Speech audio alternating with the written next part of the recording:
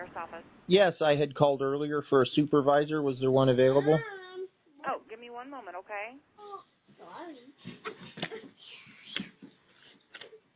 Luke, get your pirate ship out of here. There's some kind of pin in here. Medical paperwork. Ooh, a pin? It's flat. It's a flat pin, yeah. All the expensive stuff they put together for people. All the overhead. You rolled over. You rolled over. Did he roll over? Of course he did.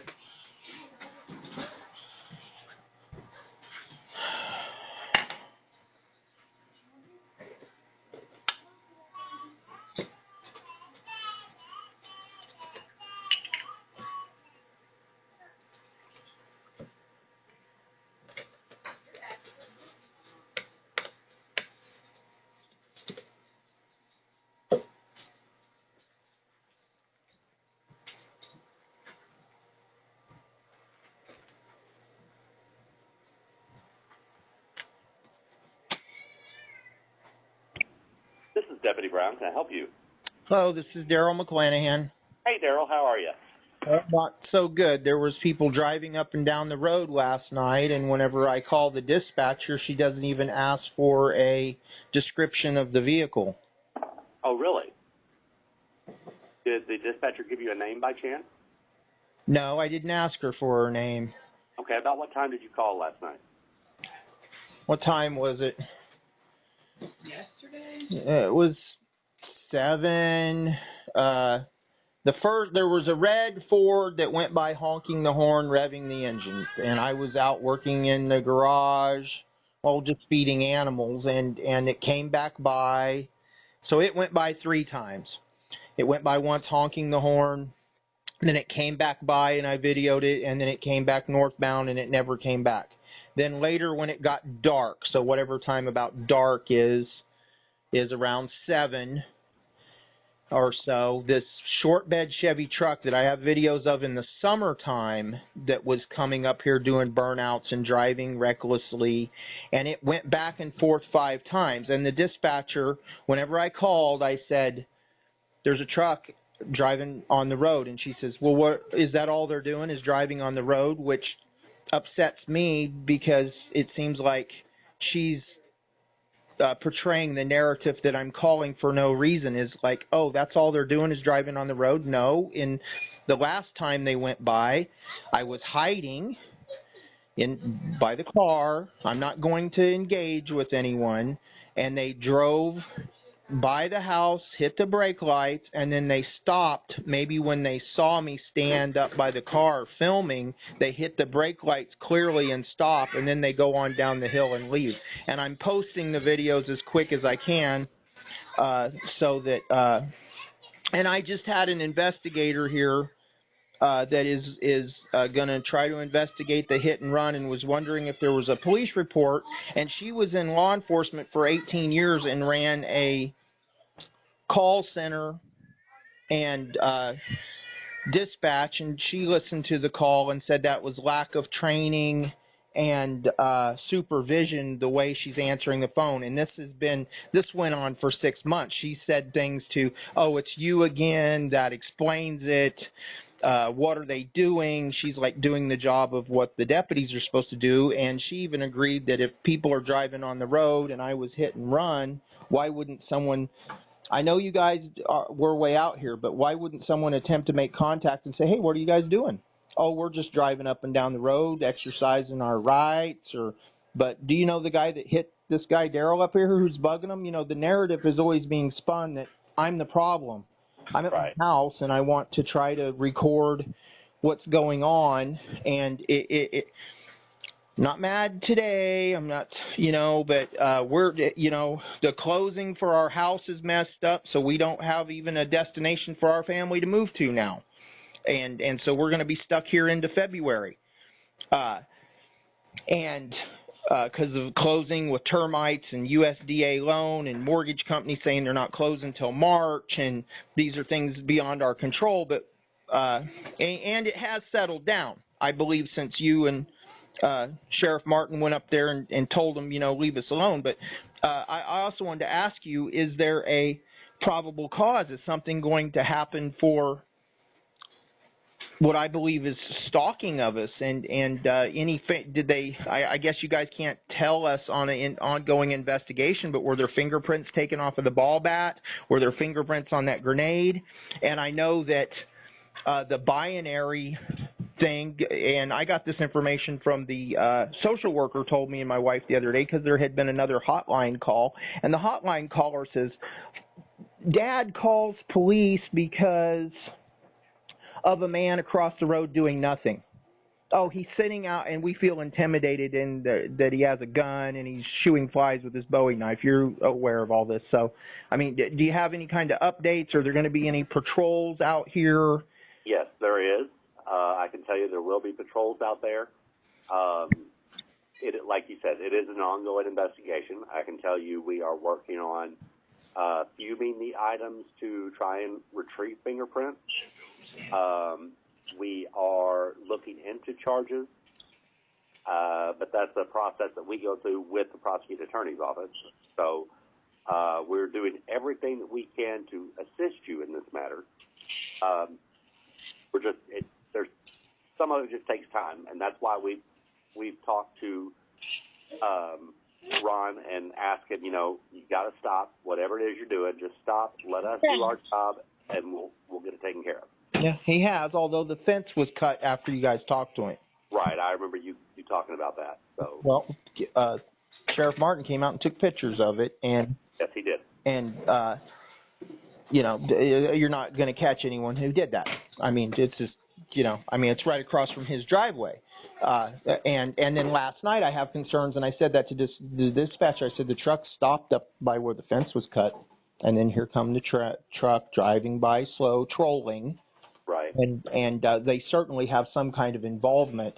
And the attorney was asking me this morning that what involvement this guy hitting me has with everything that's going on. And I think if there was a deputy out here on patrol and I made a report like last night and you guys made contact with the vehicle, I would suspect there would be some questions asked like, hey, what are you doing? Do you know anything about this? And at least you would get their name and know what their business is. And I don't want to stop anyone from doing – there are lots of people that drive by here, the hardware store people, Justin, and this was something I was going to suggest too, is that the gun store down there at the hardware store Ron Stehle hangs out at, I don't know how much anymore because the mother, who's the owner there, did the census, and she came here and met all of us and the children. Mm-hmm. And she said, I'm really sorry for what's been happened to you guys, and shame on him for what they've been doing to you. And this was in September maybe when they were doing the census or something like that. Uh-huh. But I know they have Tannierite in there that they sell. Okay. So maybe that container, I don't know. I didn't get to look at that container on the back porch. I didn't touch it. I saw it on the edge of the porch when Hannaford and the other guy were here, but I only thought there was one item. I didn't even know there was two items out there. But and then also I suspect that when Miller retrieved an envelope out here and it had a substance in it, I'm sure the Highway Patrol crime lab, he assured me that was sent to the crime lab. We had thought, I didn't know what it was. I thought it was poison. And Miller said, oh, I think it's like salt mineral. And I know he's like got cows and I have some for horses, but I don't feed it all the time. So it didn't come to my mind right away that it could maybe be salt or something. But I'm thinking maybe it was more of that binary explosive in there. So, in the envelope that was left. So, I mean, I'm just trying to help. I know you guys have your processes of what you do, and certainly, I can tend to be a little bit paranoid, but I do have my wife and children here, and I understand. And I don't want to call and waste you guys' time. The old guy accused me of that I'm not. My fence was cut, and I needed to fix the fence, and I wanted a peacekeeper there just to say, if anyone came over, Daryl's fixing his fence. And Sheriff Martin did that. He came and I fixed it really quick and checked it this morning, and it hasn't been cut. I haven't walked around the entire property. But now I don't have my horses out on the property. They're stuck in a pen. They're like in a large stall, and there's hay in there with a large stall for them, and so they can't go on the property. And they're fine. They're in a stall area, but they have been reduced and pushed to that. Just like in the summertime, we were pushed to not letting our children play out on the play set or play in case something happens. They have, so we would play on the back porch, and we have been pushed around, and it makes me angry that this is our home, and regardless if you don't like me, you could just leave me alone if you don't like me.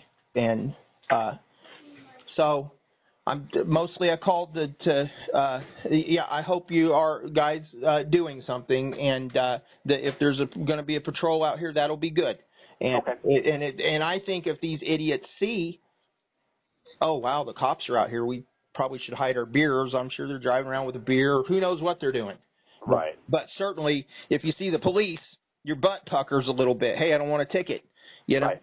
And that's what you're supposed to be there for, so people follow the rules. Exactly. So, okay. The dispatcher is horrible. She never says. Here's my wife. Here. I was gonna say she just never says who she is when we ask her name, and she's always. It's usually the one that works in the evenings. I've never known her name. I mean, she's always rude, is abrupt, and feels like we're bothering her, or we shouldn't be calling or interjecting her opinion. What's the problem now? Aren't you guys moving? It just kind of goes on and on. So I will most definitely look into that and find out who it was and figure out what the issue is there and see if we can't get that side of it fixed. yeah, that would be really helpful. The information is important, even if it's BS on my part. Okay, yeah, Daryl's full of it, but you have at least pretend to do your job. I mean, not that you shouldn't do a good job. I'm very much on customer service, and people should do what they say they do and be held accountable. But yeah, she's handling crisis calls, and even the investigator that was here this morning that took pictures and interviewed me about what happened, and they want to find out who hit me. Worked at a night. She was injured by a guy attacking her. Is why she got out of law enforcement and hurt her rotor. So now she does investigation. So that's a good thing. And she was positive and thought that's lack of supervision and training. And so I'm not just like saying that. That's a third party that just met me today. Right.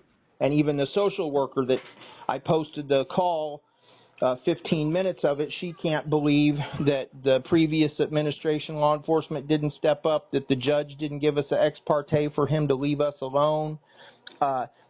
Whenever we know that they give them to women because, oh, my husband yelled, or he said he's going to, and I realize that's domestic, that's different, but the shooting the guns is, and the waving the guns around is not anti-Second Amendment, or I'm not and I've had all kinds of comments that I've deleted, and I have screenshotted them, and they're people, and last night when I posted the videos, they said, why don't you come out in the road? Okay, so whoever was in the truck last night is getting notifications on my videos when I post them driving by, and they say, why don't you come out in the road and get a better look at us? Okay, they want me to come out in the road. I'm not going to go out in the road. I'm not going to go out and get hit or shot, or I'm not going to go out there. Getting hurt already was enough, and it clearly shows. So is there a police report generated about the hit and run? Are you guys actively looking for a GMC vehicle? Yes, we are, and I believe there is a report made. Okay. I haven't actually seen it with my own eyes, but I believe there is one made. Okay, and so you're actively kind of and Cass is really good, and Martin. I thought we saw the truck in Theodosia the other day, and it wasn't. And I believe the person has involvement with these other people, and it could lead to who fingerprints on the bat or the flyers or the manila envelopes that were left, or right. It could lead to that there was a concerted effort amongst these people to terrorize us.